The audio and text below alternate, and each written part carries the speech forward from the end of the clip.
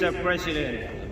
Indonesia would like to thank the government of China for its leadership and the government of Canada for hosting this COP15. I would like also to send a special thanks to all negotiators who devoted days and nights to finalizing the draft Global Biodiversity Framework. I wish you all good health and well-being. Excellencies, colleagues and friends, Indonesia is encouraged by the progress made in the negotiation of the draft of the framework, target and goal. However, we are under no illusion that there are still many key remaining issues unresolved, and we only have a few days left. As we move forward with this COP15, I would like to appreciate your guidance on how we should proceed. We remain open to negotiating an open square bracket on many issues that are deemed critical to finalize the framework. I would like also to echo to what my Brazilian colleague has just mentioned in its entirety. However, considering the time constraint that we have, I consider it's necessary to reflect Indonesia's position on key issues that we consider red line. First, we must include the principle of CBDR and equity as the main principles for the implementation of the GBF. As we see it, CBDR principles have become the just organs of international environmental law, and this reflected in Article 20 of the CBD, Principle 7 of the Rio Declaration, and Article 20 of the Paris Agreement. We cannot agree to any GBF that ignores this principle. Second, Indonesia aligned itself with the position of like-minded countries, calling on the COP15 to establish a global biodiversity fund and operationalize it by COP16. We also request commitment from the developed countries to provide new and additional resources in accordance with the Article 20 of the CBD. I believe this is our final position, which is consistent with the position of 69 other like-minded countries. It is shame that COP15 has completely ignored this position. My delegation would like to emphasize that ambitious target of GBF will rely on very much to the action of mega biodiversity countries.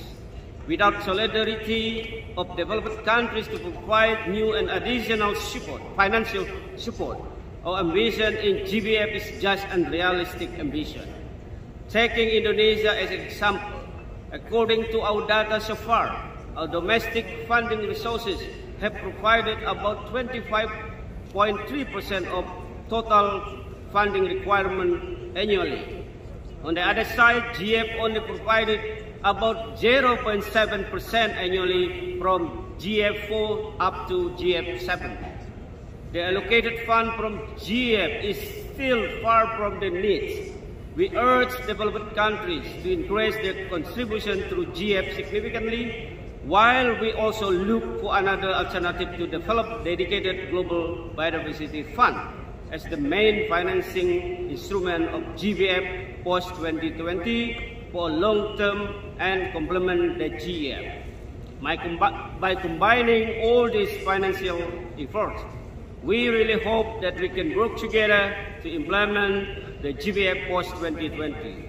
Third, regarding Target 18, we oppose any inclusion of numerical values related to harmful subsidies. We consider there are still many outstanding issues regarding harmful subsidies, including definition and scope that are still unclear, and we still need to discuss the impact of this target in widening the gap of local and global inequalities, trade distortion, and the risk of countries using this target as a trade barrier measures.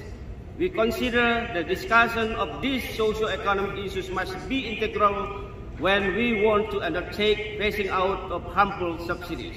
I also disagree with the inclusion of quantitative target in Target 19 of redirecting $500 billion of harmful subsidy per year as part of shifting the responsibility of developed countries to provide new and additional resources in accordance to Article 20.